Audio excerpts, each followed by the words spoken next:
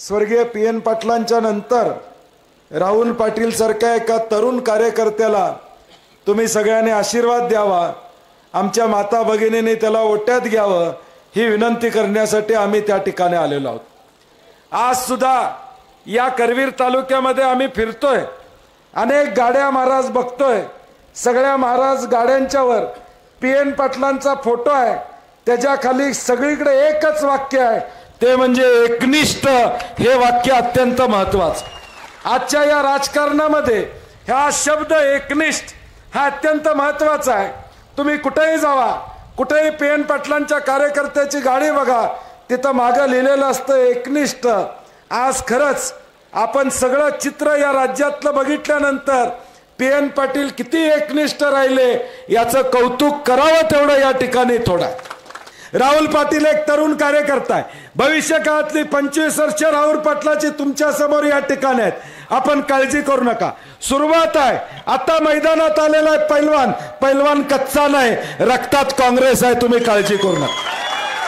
पैलवान कच्चा नाही आहे, आत्ता शड्डू मारायला चालू केलंय, हळूहळू कुस्त्या होतील तसा रंगत आपल्याला दिसेल। आता ते शांत बोलतात, परंतु हळूहळू या राजकारणामध्ये ज्यावेळी तयार होतील त्यावेळी निश्चितपणे तुम्हाला ग्वाही देतो, उद्याच्या 5 वर्षात या करवीर तालुक्याचा विकासाचा चेहरा हा राहुल पाटील असेल, हे मी जाहीरपणे आपल्याला या ठिकाणी सांगतो। 4 चौकात उभारून आपल्याला सांगता आलं पाहिजे, मी मतदान एकनिष्ठ काँग्रेस बरोबर असणाऱ्या पी.एन. पाटलांच्या राहुल पाटलाला केलं, हे अभिमानानं आपल्याला सांगता आलं पाहिजे। मधले 5-10 वर्ष भाजप शिवसेनेची सत्ता राहिली, परंतु कुठल्या दबावाला बळी न पडता पी.एन. पाटील हिमालयासारखा काँग्रेसच्या पाठीमागे राहिला, हे आपण लक्षात ठेवणं गरजेचं, हे आपण लक्षात ठेवणं गरजेचं आहे। राजेश पाटील असू दे, राहुल पाटील असू दे, आज राहुल पाटील तुम्ही काळजी करू नका, तुम्हाला पी.एन. साहेब आणि काकींची या ठिकाणी उणीव भासणार नाही। इथं बसणारे सगळे तुमचे पालक आहेत, इथं बसणारे तुमचे सगळे आई वडिलांच्या प्रेमाप्रमाणे तुम्हाला या ठिकाणी सहकार्य करतील। मला परवा एका वरिष्ठ नेत्याचा विजयराव फोन आला, नंतर नाव सांगतो खासगीमध्ये, म्हणले बंटी पाटील तू जिल्हाभर फिरा लागलायस, लय शत्रुत्व घ्या लागल्यास। मी म्हणलं काय हरकत नाही, जोपर्यंत जनता माझ्याशी पाठीशी आहे तोपर्यंत बंटी पाटील भीत नाही, तोपर्यंत बंटी पाटलाला काळजी नाही। ज्यावेळी माणूस पोरका होतो, घरातला आधार तुटतो, त्यावेळी आपण त्याला आधार देण्याची भूमिका या ठिकाणी स्वीकारली पाहिजे। तुमचं प्रेम माझ्यावर आहे ना, तुम्ही मला मानता का नाही? मी पी.एन. साहेबांच्या रक्षा विसर्जनच्या वेळी तिथं जाहीरपणे सांगितलेलं आहे की उद्यापासून या ठिकाणी ऋतुराज जसा मला आहे तसा राहुल पाटील माझ्यासाठी या ठिकाणी असणार।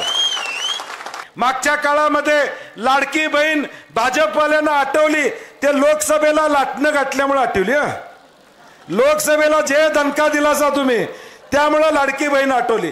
त्याच्या आधी 3 वर्ष आहे ना सरकार त्यांचं, एकनाथ शिंदे साहेब 3 वर्ष मुख्यमंत्री आहेत, देवेंद्र फडणवीसजी 3 वर्ष मुख्यमंत्री आहेत, अजित पवार आहेत। अजित पवार थोडे लेट आले, कारण की बस भरली होती तरी गेले त्यात व्हीबी साहेबांना सोडून। स्पेशियस, लक्झुरियस, सगळं मिळेल अगदी मनासारखं। बटू बिल्डर्स यांचा नवीन गृहप्रकल्प गृहलक्ष्मी रचना। लोकसभेची निवडणुकीला या तालुक्यानं श्रीमंत छत्रपती शाहू महाराजांना भरभरून असं सहकार्य केलं, आणि मागच्या वेळी आभार दौऱ्याच्या निमित्तानं आदरणीय महाराजांचा आपण सत्कार केला, आणि ज्या कर्तृत्वान राजानं आपल्याला स्वाभिमानानं आणि ताटमानानं उभं करायला संधी दिली, त्यांच्याप्रती खऱ्या अर्थानं श्रद्धा दाखवण्याचं काम आपण लोकसभेच्या निवडणुकीमध्ये केलं। आणि आता या विधानसभेच्या रणांगणामध्ये तुम्ही आम्ही सर्वजण आलेलो आहोत। या करवीर, पन्हाळा, गगनबावडा आणि करवीर मतदारसंघामध्ये येणाऱ्या निवडणुकीमध्ये स्वर्गीय पी.एन. पाटलांच्या नंतर राहुल पाटील सारख्या एका तरुण कार्यकर्त्याला तुम्ही सगळ्यांनी आशीर्वाद द्यावा, आमच्या माता भगिनींनी त्याला ओट्यात घ्यावं ही विनंती करण्यासाठी आम्ही त्या ठिकाणी आलेलो आहोत। कारण की ज्या कर्तृत्वान नेत्यानं पी.एन. पाटलाने 30 वर्ष या जिल्ह्यामध्ये 40 वर्ष काँग्रेस बळकट करण्याचं काम केलं, काँग्रेसला खऱ्या अर्थानं या जिल्ह्यामध्ये पोचवायचं काम चंदगड पासून शिरोळपर्यंत गेले 30-40 वर्ष त्या ठिकाणी केलं आणि काँग्रेस एके काँग्रेस अशा पद्धतीनं PN पाटलांचं जीवन या ठिकाणी या कोल्हापूर जिल्ह्यामध्ये आणि राज्यामध्ये त्या ठिकाणी गेलं। आज सुद्धा या करवीर तालुक्यामध्ये आम्ही फिरतोय, अनेक गाड्या महाराज बघतोय, सगळ्या महाराज गाड्यांच्यावर PN पाटलांचा फोटो आहे, त्याच्या खाली सगळीकडे एकच वाक्य आहे, ते म्हणजे एकनिष्ठ हे वाक्य अत्यंत महत्वाचं। आजच्या या राजकारणामध्ये हा शब्द एकनिष्ठ हा अत्यंत महत्वाचा आहे। तुम्ही कुठेही जावा, कुठेही PN पाटलांच्या कार्यकर्त्याची गाडी बघा, तिथं मागं लिहिलेलं असतं एकनिष्ठ। आज खरंच आपण सगळं चित्र या राज्यातलं बघितल्यानंतर PN पाटील किती एकनिष्ठ राहिले याचं कौतुक करावं तेवढं या ठिकाणी थोडं, कारण की आपण राज्यामध्ये बघितलं आमदार फुटले, खासदार फुटले, सकाळी कोण सुरतला आहे, गुवाहाटीला आहे, आम्हालाच कळत नव्हतं अशी परिस्थिती आहे। टीव्ही लागला की आत्ता 2 आमदार गेले, आत्ता 4 आमदार गेले, कळतच नव्हतं लाईन कशाची लागलेली आहे। त्या साखरेच्या पोत्याला मुंगळ्याची लाईन लागते तसे आमदारांची लाईन सुरत गुवाहाटी मार्गे त्या ठिकाणी लागली होती। या महाराष्ट्राच्या जनतेला कळत नव्हतं। आम्ही मतदान करताना पवार साहेबांना बघून मतदान केलं, आम्ही मतदान करताना बाळासाहेब ठाकरे साहेबांना बघून मतदान केलं, काँग्रेसच्या लोकांना मतदान करताना आम्ही राहुल गांधी सोनिया गांधींच्याकडे बघून मतदान केलं। आज 30 मंडळी फुटून आता भाजपमध्ये त्या ठिकाणी चाललेले आम्ही या उभ्या महाराष्ट्रानं त्या ठिकाणी पाहिलं, उभ्या महाराष्ट्रानं पाहिलं। आपण ज्यावेळी गगनबावडा तालुका म्हणतो, तुम्ही एखाद्या गावात आला असला, तुम्ही कुठेही बाहेर गेला तर तुम्ही अभिमानानं सांगता की मी बोरबेटचा आहे, मी धुंदोड्याचा आहे, मी खेरिवड्याचा आहे, गावाचा अभिमान आपल्याला या ठिकाणी असतो। ज्यावेळी जिल्ह्यात जातो त्यावेळी आम्ही सांगतो ताटमानेने मी गगनबावडा तालुक्याचा आहे, महाराष्ट्रात जातो त्यावेळी आम्ही सांगतो कोल्हापूर जिल्ह्याचा आहे, कुठं बाहेर गावी जातो त्यावेळी सांगतो आम्ही महाराष्ट्रातले आहोत। परंतु दुर्दैवानं गेल्या 3 वर्षापूर्वी ज्यावेळी या घटना घडल्या, आमदार पळून गेले, त्यावेळी हे आमदार फक्त पळून गेले नाहीत, अपमान हा फक्त पक्षाचा झाला नाही तर तो अपमान आमच्या महाराष्ट्राचा झाला, हे मला मुद्दामून आपल्याला या ठिकाणी सांगायचं। आणि म्हणून ही लढाई महाराष्ट्राच्या स्वाभिमानाची आहे, ही लढाई कोल्हापूरच्या मातीची आहे। जे कोल्हापूरच्या मातीशी या ठिकाणी एकनिष्ठ राहू शकले नाहीत ते जनतेशी एकनिष्ठ या ठिकाणी राहणार नाहीत। जे स्वतःच्या मातीशी गद्दारी करून या ठिकाणी निघून गेले ते उद्याच्या भविष्यकाळात तुमची मतं घेऊन तुमच्याशी एकनिष्ठ राहतील का याचा विचार मतदारांनी त्या ठिकाणी करणं गरजेचं आहे। आणि एका बाजूला आज एकनिष्ठपणे जो PN पाटलांचं कुटुंब आहे, जे गेले 40 वर्ष काँग्रेसची सेवा करत त्या ठिकाणी आलं, कायम 40 वर्ष काँग्रेसची सत्ता राहिली नाही, मधले 5-10 वर्ष भाजप शिवसेनेची सत्ता राहिली, परंतु कुठल्या दबावाला बळी न पडता PN पाटील हिमालयासारखा काँग्रेसच्या पाठीमागे राहिला, हे आपण लक्षात ठेवणं गरजेचं, हे आपण लक्षात ठेवणं गरजेचं आहे। ज्यावेळी आम्ही मताला जातो, ज्यावेळी आम्ही बटन दाबतो त्यावेळी आपल्याला देखील समाधान मिळालं पाहिजे। मतदान करून आल्यानंतर आपल्याला स्वतःची पाठ थपडता आली पाहिजे, मी कुणाला मतदान केलं तर PN पाटील सारख्या एकनिष्ठ काँग्रेसवाल्याला मतदान केलं हे आपल्याला छातीटोकपणे सांगता आलं पाहिजे। 4 चौकात उभारून आपल्याला सांगता आलं पाहिजे मी मतदान एकनिष्ठ काँग्रेस बरोबर असणाऱ्या PN पाटलांच्या राहुल पाटलाला केलं, हे अभिमानानं आपल्याला सांगता आलं पाहिजे। आपण ज्यावेळी एखादं चांगलं काम करतो त्यावेळी 4 चौघात आपण सांगतो की मी हे पुण्याईचं काम केलं, एखाद्याला गरीबाला मदत केली तर मी सांगतो याला मदत मी केली। तसा अभिमानानं उद्याच्या 20 तारखेला आपल्याला वाटलं पाहिजे की या तालुक्यामध्ये आपण काँग्रेसच्या पाठीमागे राहण्याची भूमिका या ठिकाणी स्वीकारली। राहुल पाटील एक तरुण कार्यकर्ता आहे, भविष्य काळातली 25 वर्ष राहुल पाटलाची तुमच्या समोर या ठिकाणी आहेत, आपण काळजी करू नका, सुरुवात आहे। आता मैदानात आलेला आहे पैलवान, पैलवान कच्चा नाही, रक्तात काँग्रेस आहे, तुम्ही काळजी करू नका, पैलवान कच्चा नाही आहे। आत्ता शड्डू मारायला चालू केलंय, हळूहळू कुस्त्या होतील तसा रंगत आपल्याला दिसेल. आता ते शांत बोलतात, परंतु हळूहळू या राजकारणामध्ये ज्यावेळी तयार होतील त्यावेळी निश्चितपणे तुम्हाला ग्वाही देतो, उद्याच्या 5 वर्षात या करवीर तालुक्याचा विकासाचा चेहरा हा राहुल पाटील असेल, हे मी जाहीरपणे आपल्याला या ठिकाणी सांगतो. या घराला पुढे घेऊन जाण्याचा प्रयत्न करतात. राजेश पाटील असू दे, राहुल पाटील असू दे.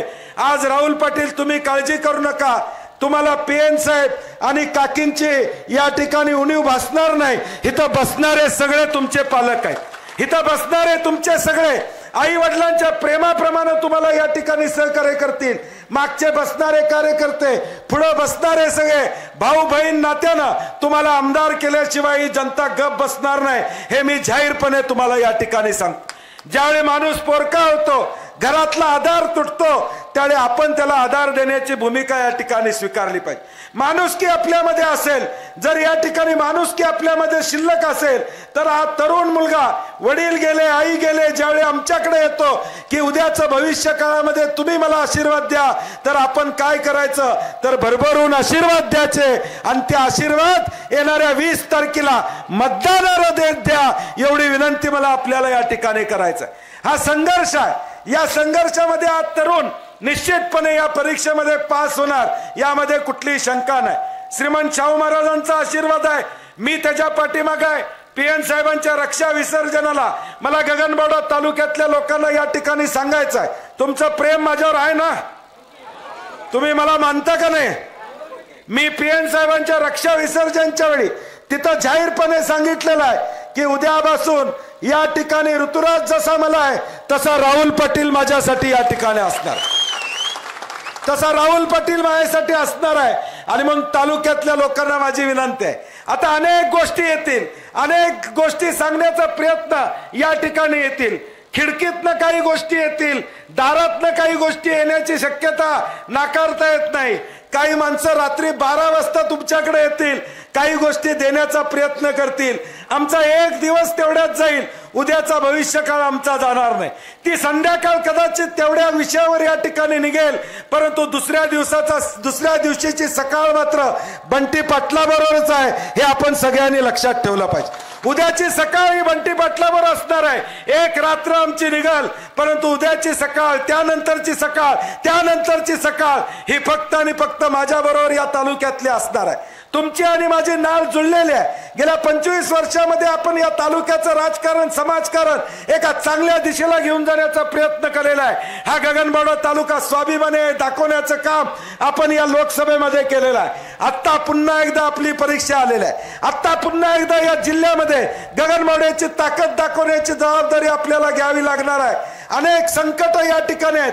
मला परवा एका वरिष्ठ नेत्याचा विजयराव फोन आला, नंतर नाव सांगतो खासगीमध्ये, म्हणले बंटी पाटील तू जिल्हाभर फिरा लागलायस, लय शत्रुत्व घ्या लागल्यास. मी म्हणलं काय हरकत नाही, जोपर्यंत जनता माझ्याशी पाठीशी आहे तोपर्यंत बंटी पाटील भीत नाही, तोपर्यंत बंटी पाटलाला काळजी नाही.